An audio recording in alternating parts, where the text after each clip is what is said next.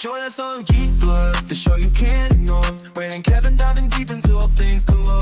Comic book, movie, sci-fi, and action thrill. Reviewing new TV shows, we keep it real, real. Reminiscing the attitude era, wrestling at its peak. Nostalgia from the 80s and 90s, memories we seek. Pineapples for our rings, a unique touch. Geek culture in our blood, we love it so much. Geek Blurb forever, we love it so much. Geek Blurb, where we talk about it all, from superheroes to wrestlers. We stand tall, Ray and Kevin, the dynamic duo in sight. Geek Blurb, shining bright, shining bright.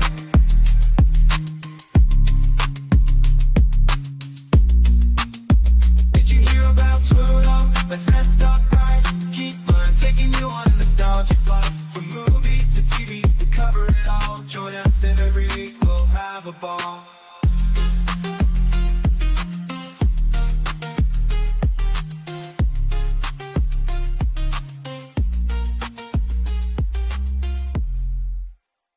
Shuffle.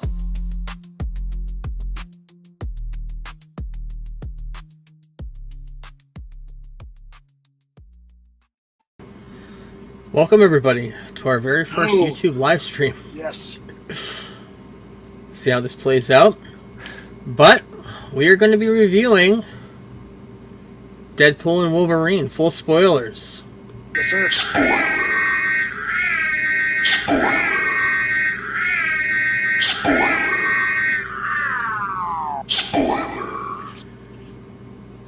For me, I think the Deadpool jokes hit every single time.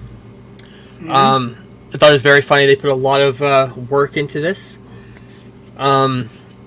Writing-wise, of course, we knew this was filmed right during the strikes. So, the fourth wall breaks from the very first scene. Pretty much lambasted the Fox merger, which was great. And the history about a fourth wall. Do you know the history about what a fourth wall is named after? I'm sure you've heard this before. I probably have. Fourth wall. If you're in Hollywood, you're filming on a TV or a movie set. If you're watching like a sitcom, you got the three walls. You got the side wall, left and right. You got the back wall. Well, you don't have the fourth wall. That's where the camera is. So of course, when you're talking to the fourth wall, you're talking to the camera, the crew that are behind the camera. That's where the fourth wall comes from. And of course, Wade Wilson, She-Hulk, and a whole bunch of other characters in the Marvel Universe are talking to the fourth wall. They're talking to the audience. That's a very cool history of that. Opening credits scene. They always talk about we need to treat the legacy of Logan in a good balanced way. So what do? They completely desecrated it. He takes all of Logan's bones and starts beating up the TVA that are chasing him in the scene. It was fucking fantastic. Yeah. Amazing scene. There's a Gossip Girl reference in this too, of course. Blake Lively, Ryan Reynolds' wife, was in Gossip Girl. That was pretty funny.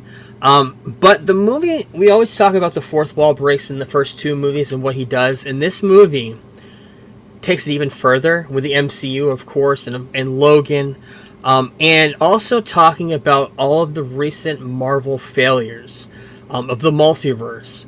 And at one point, Deadpool even says, Marvel, they're kind of a bit of at a low point, which is fucking funny. The Wolverine, I'm getting a little bit further into the movie. He's looking for a version of Wolverine. The TVA wants to send him in looking for a version of Wolverine that'll bring balance. So he goes into this montage of variants of Wolverines. Yes. And he sees a comic accurate, under 5 foot tall, short King Wolverine, played by Hugh Jackman. Hugh Jackman coming out of a bar, completely shrunk down to under 5 feet. We see Patch, we've seen in the first trailer, I believe, is the one that was at the card table, played by Hugh Jackman in a white tuxedo. No Daniel Radcliffe, though, right? Not Daniel Radcliffe, that was the rumor, yeah. Yep. We see Weapon Omega. This is straight out of the comic book, which I'm going to add to here and see if it works. Yep. First slide. This came out in the 90s. X-Men Alpha. In the very beginning, in that Wolverine in the front there is Weapon Omega. This is set in an alternate universe during the 90s. A lot of weird 90s shit happened back then. We also see Hulk versus Wolverine in the brown suit. That here, of course, right straight out of the comic books, and that scene with Hulk in the claws, reflected in the claws, was played out in the movie as well. Thought that was awesome. And we also get Hulk, we get Wolverine on the X Cross from Uncanny X-Men number 251. By the way, the comic was $1 back then. I think they're like $4 now. Yeah. But yeah, there's over a bed of skulls underneath, which is really cool visually in the movie. We get a comic accurate Old Man Logan as well. That was very cool. That was awesome.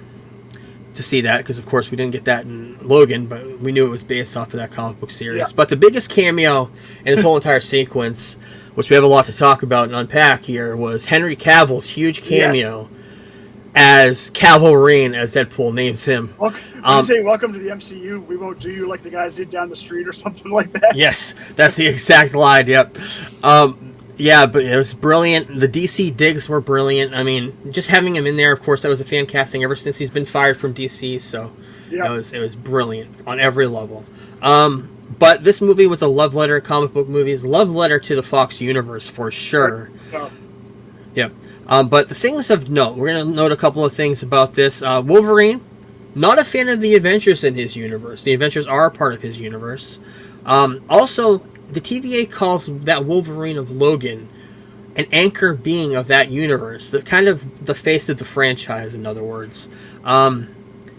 And because he died in that universe, Wade Wilson's universe is going to collapse, and that's basically what the whole movie is about. It's him trying to save his universe, save all of his family and his friends. Yes. His 9 people, he says. His nine people. Yep. His whole world is 9 people.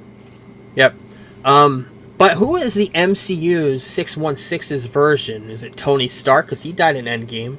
Is it Captain America? He left. He didn't really die yet, but he was Old Man Cap at the end of Endgame. Is Spider-Man the MCU's anchor being? Like, who is the anchor being? Is this going to be something explored later on in Secret Wars if we get that movie? Like, yeah, who's that going to be? Spider-Man's too young. Maybe it'll end up being the Fantastic Four or Reed Richards. I don't know, depending on where that movie leads us off. Yeah. Yeah, you're right.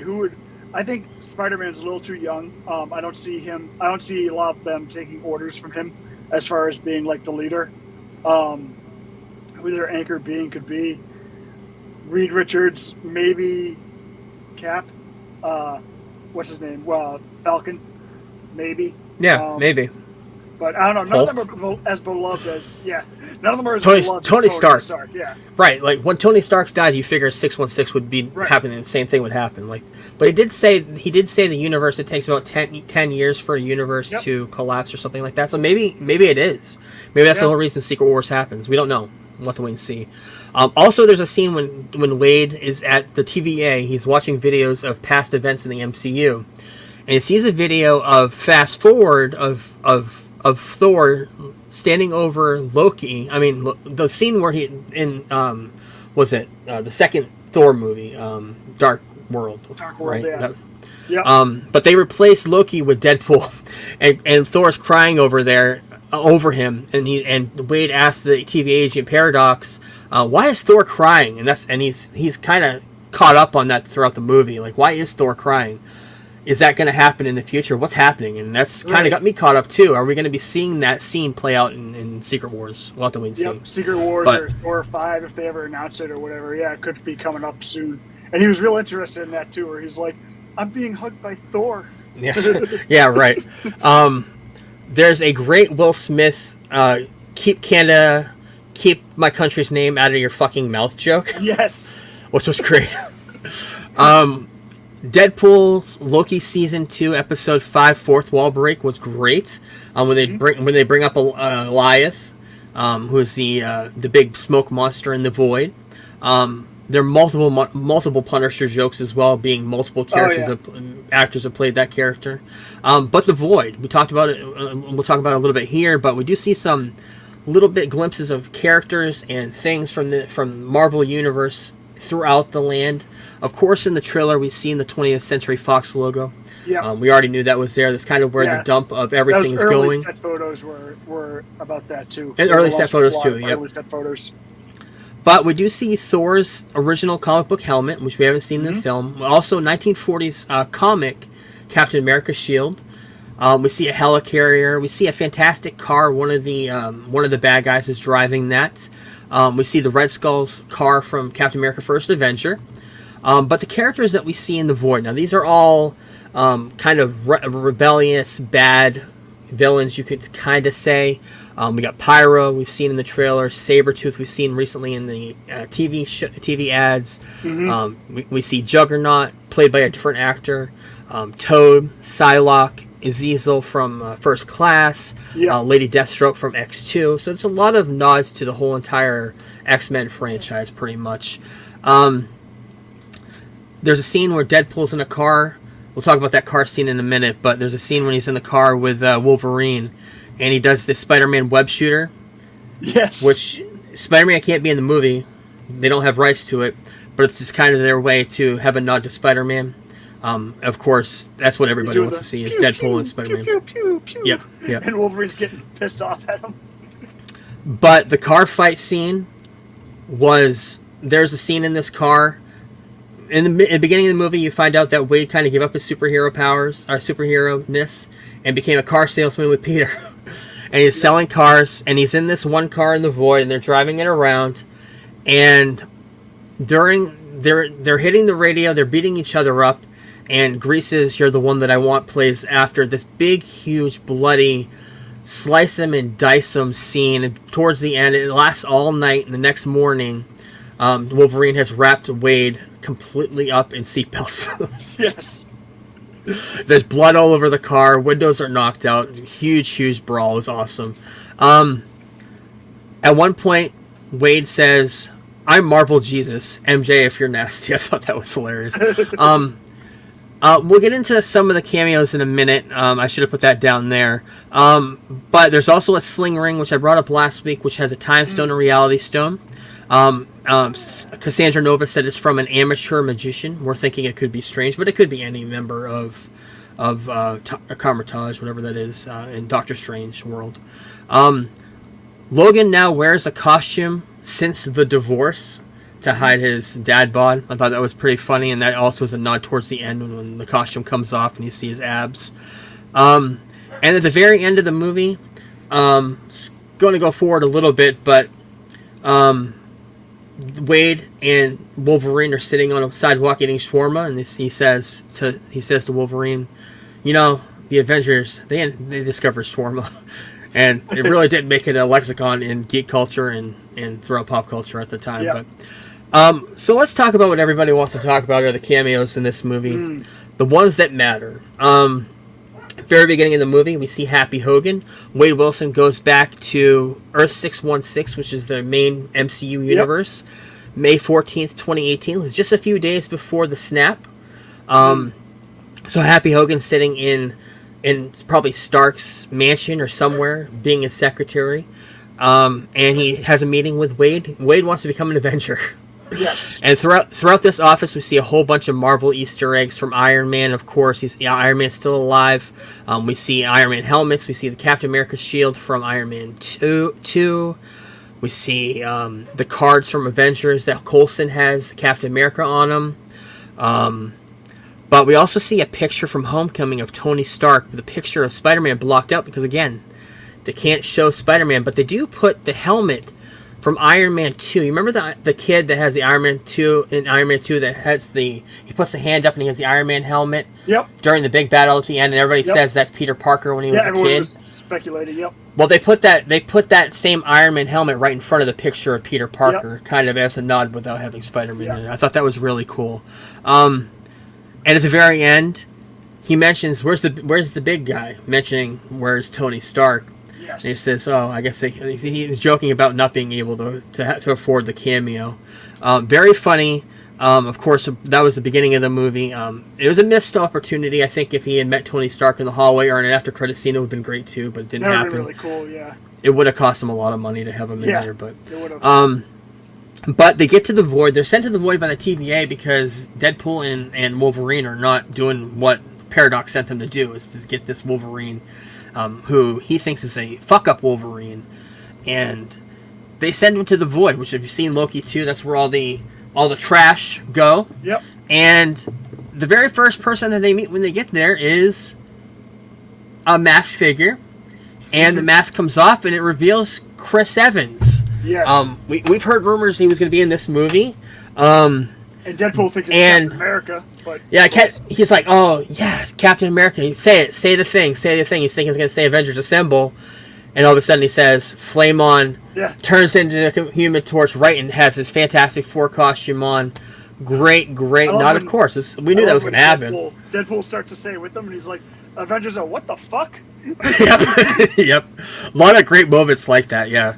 And then we get into the end of this scene. We've already talked about the villains. They've gone and met Cassandra Nova, and they know there's this group out on the outer outskirts of the Void that are all kind of the rebellions. Everybody that's kind of rebelling against Cassandra Nova. And we find out who these characters are. Wade and Deadpool and Wade and Wolverine are out looking for them. The first one we see is Elektra. She has a lot of digs at Daredevil in this too. Mm-hmm. They joke about that as well. Where's Daredevil? Oh, he's dead. Oh well. And then we see Wesley Snipes' Blade coming back. And of course, you kind of mention this earlier in the podcast when we talked about it, but Wade Wilson, Ryan Reynolds has talked publicly about how much of a bad time he had on filming, was it Blade 3, right? And how Wesley Snipes was a complete dickhead, and how he treated everyone. And that was when Ryan Reynolds was early in his career, so he had no pull whatsoever. He just had to roll with the punches.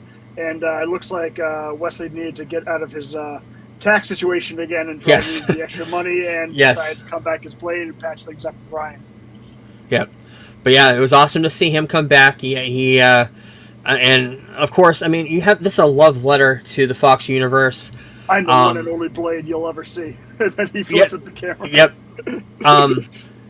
And they talk more about also there's a Wanda Maximoff stone statue in this cave. I wanted to bring that up. The Blade reboot joke, and they're in a car talking about I'm the only Blade I'm going to be, and Wade kind of looks at the camera and does a nod. A lot of camera nods in this. I thought it was really cool, breaking the fourth wall. But then we see a card flying out of this hallway. The next member of this team. Is what made me have to change my underwear. Yes, and the card comes flying, and then we see Channing Tatum come out. Full comic accurate version of Gambit. Oh, so beautiful. Incredible. My favorite part of the movie is him and how he played and doing that voice. And I've been looking 90s voice. Doing the voice for like 4 years. Ever since I told you I saw a video, I'm like, I know I didn't make it up. Like I couldn't find it on YouTube anywhere. And then he finally comes out and he does the voice, and I'm like, so perfect. Yep. But yeah, Channing Tatum as Gambit, full costume, right out of the comic books, right out of X-Men, the animated series. Of course, Kevin Feige is a huge fan of that. This is kind of a retribution for him because he had a whole movie that was going to happen. Not only that, but a retribution for the character. Like, you talk about Deadpool being a retribution to that character after the fuck up in X-Men Origins. Gambit for me has been a favorite character since the animated series. That was completely fucked up in that movie. Right. Which sucks. So I love Taylor Kitsch. I loved him, and they just didn't really put any care into that version of the character. The action, the way the cards exploded, everything, the staff, everything that Gambit when he was fighting in this was outstanding. Yep. And the very last member of this group is, we've seen in the TV shots lately, is X-23 Laura, who's from Logan, the clone of Wolverine, and very cool emotional scene when she sees that's Wolverine there. By the way, not a lot of Wolverines have made it in the Void. They did. Cassandra Nova is like, I always wanted to get one of you, but this Wolverine did show up there. Met Laura. This is definitely the Laura from the Logan universe. We're not sure how she got there because the Logan universe hasn't been wiped out yet. We're not sure how she got there, but it's definitely her. I wanted to bring this up because I didn't want to do it in the full podcast because of spoilers, but last night at Comic-Con, after the panel, the whole entire cast of cameos came out after the movie. Mm-hmm. That's what we were kind of hinted to when we were talking about it. But the whole entire cast came out, did a bow to the audience, which I thought was kind of cool. And then we get into the Deadpool core. A whole group of Deadpools from multiple variants from multiple universes. We'll talk about a few of them here, but there was one that kind of looked like a samurai haircut, wearing no mask, Ryan Reynolds. They called him Nice Pool in this. Yes. At one point... Found that out. Yep. Yeah, that was incredible. But at one point, Deadpool tells him that he gives him a Van Wilder jab. And he's like, oh, I can do fourth wall breaks too. And he looks at the camera and he says, the proposal. And then he just slowly turns his head away. That was great. Yep. That was funny as fuck. You see a cowboy Deadpool later on. It was revealed that it was a voice. There wasn't much of a voice to it, but Matthew McConaughey did the voice of that. Blake Lively did the voice of Lady Deadpool. That rumor was either that or Taylor Swift. It was Blake. Headpool, the floating head of Deadpool's skull, was Nathan Fillion. Kidpool was voiced by Ryan and Blake's daughter Inez. And Dogpool, a.k.a. Mary Poppins, was my favorite part of this movie. The way that Deadpool and Dogpool make out in this movie is fucking funny as hell. Yeah, and also, Peter is a Deadpool too. He comes in, saves the day, and all the Deadpools see Peter and like, oh, this is Peter. We love Peter, and it kind of gets them off of Deadpool. You know, every universe has a Peter. You have C-3PO in Return of the Jedi when they're all about to be cooked up by the Ewoks, and then he's like God that they all like respect, so they stop that. Like it obviously didn't steal from that, but that's what it reminded me of, and I like that turn of Peter. Yep. But yeah, we see Hunter B-15 from Loki. She was in this. Overall, let's get into to what we think of this movie totally. I mean, the villains were kind of meh. Yeah. Not fully fleshed out. Cassandra Nova, although her history in the comic books is she is the twin sister of Charles Xavier, was never explored in the movies. She's a variant that was sent here, kind of has a deal with the TVA to run the place down there, run the void. She hasn't been sucked up by Goliath. She has her own kind of mercenaries there. But there wasn't really much background to her story other than like she kind of hates Xavier, but we're not sure why. She didn't really know Xavier. She's killed a couple of them about them in the room together, stuff like that. And then also we had a lot of the henchmen or old villains from X-Men, which were already been villains before. The Sabretooth battle literally took one more second than the TV shot showed. Killed him immediately. Chopped his head off with his claws. I will say, that being said, villains are bad. Paradox ends up being kind of semi a villain. Kind of taking over this group of TVA agents to create some sort of a paradox in the multiverse. However, all that being said, this was by far a Deadpool and Wolverine movie. So, and having that time to flesh out those characters is definitely what this movie needed. Got two major characters from the Fox universe coming into the MCU for the very first time, need to be fleshed out. The movie did a perfect job of that. Wolverine did not break the fourth wall. I was kind of worried if that was going to happen because a couple of the shots and promos that did show that didn't happen, thank God. But Deadpool, humor, just as good as 1 and 2. Sometimes, if not better, because they opened up the MCU box, and of course all the stuff happening with the MCU being looked at now as multiversal failure. Especially box office wise. Joking about that was incredible. Sean Levy, the director of this movie, who directed Free Guy, and Project Adam. Project the two movies. The two movies we did Ryan Reynolds a couple years ago. He directed this movie. He has an eye for action, man. I need a shot in the arm for the MCU, and welcome addition to the creative team at Marvel if he ends up going, because the rumors is, of course, him giving the X-Men sandbox, which would be Yeah, he may end up giving what's his name was supposed to until Quantumania suck balls. Yeah. He might end up doing a lot of that stuff too. The music in this movie placed perfectly. We went over the soundtrack. I'm going to go a little bit over a more opening sequence of this movie. Instinct's Bye Bye Bye. Disney does, Daredevil does a whole entire dance sequence while he's killing people with Logan's bones. We've got Glamorous by Fergie. Iris by Goo Goo Dolls plays a lot in this. Power of Love by Huey Lewis was a great. In the background was it I Need a New Drug or one of the other Huey Lewis songs when he meets Wolverine. I'm With You by Avril Lavigne. You're the One That I Want was one of my favorite scenes in the car. But my favorite and by far was The Greatest Show. Right before You're the One That I Want, they play that song. Very, very few, maybe 5 seconds of that song.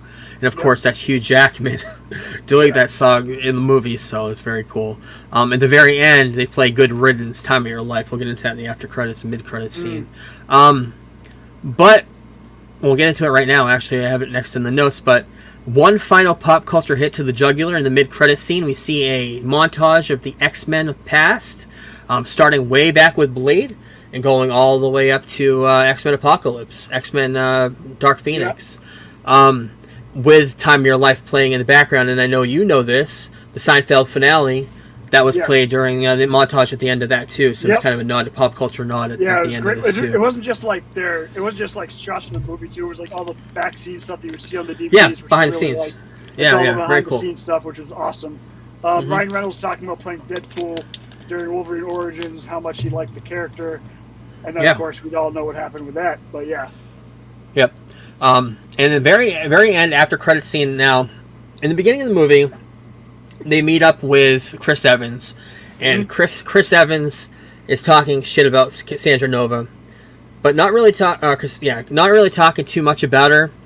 When they meet Cassandra, Wade's like, "Wow, this guy's got a mouth of a sailor," and we think he's kind of just embellishing so Cassandra doesn't kill him, but she does end up killing him. At the end of the credits, there's a camera that was in their kind of prison cell when they were being brought to Cassandra. And Wade goes to the TVA, finds the feed of this video, and plays it. And it shows Chris Evans' callback to the scene, just swearing like a fucking sailor. And calling her every word under the book. It was great. And it was great also not to have an after-credit stinger that had any relation to anything going on in the future, which we haven't seen in a while for a Marvel movie not promoting something going forward. But cameos we didn't get. We didn't get any X-Men, which I'm really shocked. We got villains, no X-Men characters. We got, what's his name, the Flame guy. Colossus. We got the Flame guy from X2, who was a good guy to begin with.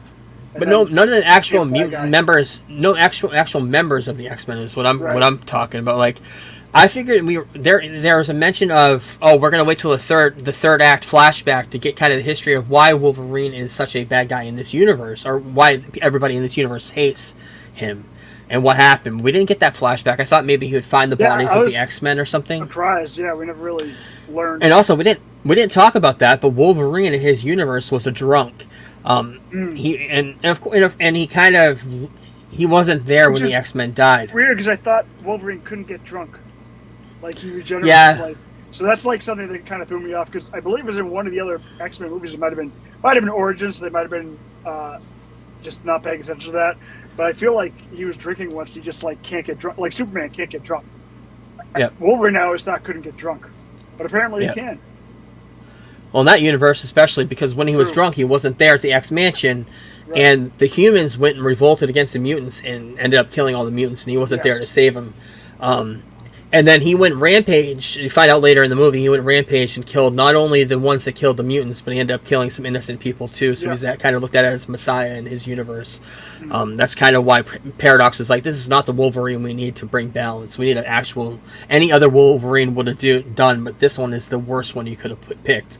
But it's the only one that had a comic accurate suit, the yellow and blue. So let's talk about the problems that I have with this movie, and it's not the problems with the movie itself; it's a problem with promotion. The leak problem. I knew pretty much every cameo going forward. The only one we didn't know about was Henry Cavill, but Blade, Wesley Snipes we knew about, and Electro we knew about in the very beginning. I think Variety or Hollywood Reporter both announced that they were part of the cast. Probably a publicist released that, and I don't know. That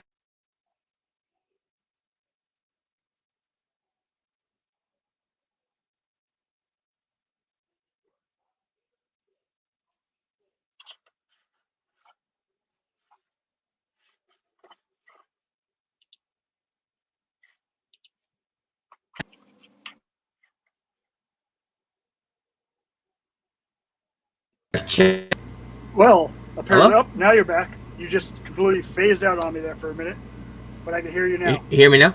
Yeah, can you hear me? Oh, that's weird. I think we had a I think we had a Glitch. You hear me? I hear you. Glitch in the Matrix, supposedly. Yeah, we had a glitch. First time. But yeah, the leak. Yeah, the leak problem is what I had a problem with. Knowing all the characters ahead of time, we knew about everything but Cavill pretty much. And what was the last thing you heard me say? Blade, Channing Tatum. Blade. They announced it. Yeah, I didn't know about Channing Tatum. I had no idea about that or Blade because I don't pay attention to any of that stuff. So. Yeah, Channing Tatum for me was the one that was kind of like, why is everything being released? Why is everything leaked? You remember Endgame? That whole entire movie with Endgame, we didn't know anything until we got to the theater what was going to happen, the plot or anything. We didn't know the 5-year jump. We had no idea. Yep. And how come that can't happen anymore? I don't know. Also, Marvel's trailer problem. They should have stopped at the first trailer. Also, the TV. Everything in the last couple of weeks, we got a couple of great cameos. Would have been great to see in the theater. X-23 being the main one I'm thinking of. Sabretooth as well. They didn't really need a promotion of this movie. Everybody was going to see it. And also, like the review embargo and the premiere. Why is it on Monday and Tuesday? That stuff should be done the same night that we see it Thursday night. They've already the reviews should be coming out that night because you're already kind of having a biased look if you see the Rotten Tomatoes score, or if you see what people are saying about it. It's funny though because some movies they don't get that embargo review until the day of, and that's looked at as a bad thing because they want people to hype the movie. That's why they do it. Because if you think your movie is good enough, then you want people to go. You want the critics to talk about it and how good it is. Versus if it's absolute shit. Like I'm sure the Crow embargo is probably going to lift that fucking Friday or like 3 p.m. on Thursday. Because you want people to be hyped for it to go into the weekend and have more excitement, and then maybe the ones that were kind of holding off hope, not buying tickets, now going to buy tickets for it where they might not have before. Yeah, it just sucks because there's so much there that can be spoiled, especially for a movie like this that was cameo filled. But so where do these characters go from here? We've got Deadpool and Wolverine now in Deadpool's universe are back. So there's actually at this time 2 Logans in this universe, because at this time Logan hasn't died. This is in current time. Right. This isn't after the movie Logan. So there's 2 Wolverines in this universe. So we're not sure if they're going to show up in Secret Wars. We're not sure where they're going to show up, if at all. I'm sure we're going to see Deadpool in Secret Wars at least. Probably Wolverine. Hopefully. X-23 also in this universe. They brought her in with Wolverine, I hope she which is stays awesome. around for a while. And I think a lot of people are going to talk about Gambit and Blade, and are they going to be coming in? Especially Gambit, like Channing Tatum pretty much proved, like, yeah, you guys fucked up. He should have been part of this universe. And I'm hoping maybe if they do an X-Men movie that they bring him in. I don't know how that'll work, but it'll be pretty cool. And overall, the Marvel Universe multiverse implications for Phase 5 and Phase 6. Where's this going to go in Secret Wars? Are they going to be part of that Secret Wars battle team? By the way, the Void is probably Battle World after seeing it, because a lot of the background, we saw a desert, we saw plains, we saw a forest, but the Void was everything, so it probably will be Battle World, which will be pretty cool. But what are the overall implications going forward? What are we going to be seeing? Lots of things to think about. Yes. Now, when I left the theater yesterday, I was about a 4.5 out of 5 pineapples. Overnight, thinking about it, doing the notes for this show, I'm probably at a 4. It's probably a good average, and of course, it's hard to review a movie like this only seeing it once. And but the thing about this is it's so joke heavy that you don't know if the jokes are gonna withstand the test of time. You don't know if they're gonna wean a little bit. so I know what you're saying. So what's your official score? You going 4? Official score is a 4 out of 5. Very enjoyable, very funny, lots of action, lots of great, memorable scenes, lines that we're probably going to be saying for years to come. Yep. MJ, if you're nasty, I'm probably going to be saying for years to come. So, 4 out of 5 for me. For me, there is one thing I want to say we didn't bring up. After seeing Wolverine with the white eyes, I don't ever want to see Batman with white eyes in live action unless they get a little bit of that. Right. It was cool to see, and it was only like 15 minutes, but I could not do an entire Batman movie with white eyes that looked like that. They'd probably have to be like CGI'd in or something like that. That being said, fun factor is easily like a 6 out of 5 for me. I had a lot of fun with this movie. Lots of fun. Comedy and everything. But as I thought about it more and more, like leaving the theater, I was at about a 4. I'm going 3.5, leaning 4 as a score. I want to see it again to see if it holds up, see if the jokes land. I'd say about 80% of the jokes landed for me. The opening montage was just so awesome, though, with the using Logan's like bones and shit like that. So like the fun factor in this movie is outstanding, and it's what we needed from Marvel because we haven't had a fun Marvel experience in a very long time. No, like even Endgame was a fantastic movie, but it wasn't a very fun movie. Guardians 3 was a much better movie than this, but it hurt a lot. That movie pulled a lot of your heartstrings. But this movie was it was very fun. It had the emotion when it needed the emotion, and it had the comedy hit at the right time. Very well done by everyone. Some of the cinematography wasn't great. The Void was a little bit wasn't a huge fan of the Void, but the cameos and everything I liked a lot. I think all those were great. They made the joke about Daredevil being dead in the universe, and he was like, I'm sorry to hear that to Elektra, and of course she used to be married to Ben Affleck, so it was kind of an inside joke on that. Yes, it was. Yeah, overall I'd say 3.5, leaning 4. Yep. Very good movie, way better than anything we've had outside of Guardians 3 since No Way Home. For sure. So, yeah. Yep. So, for a live stream, for the very first one on YouTube, it's not too bad. Saturday, we're going to do this all over again tomorrow night. Tomorrow night is Hall H. We're going to go live with after the Marvel panel. We're going to talk about all the reveals.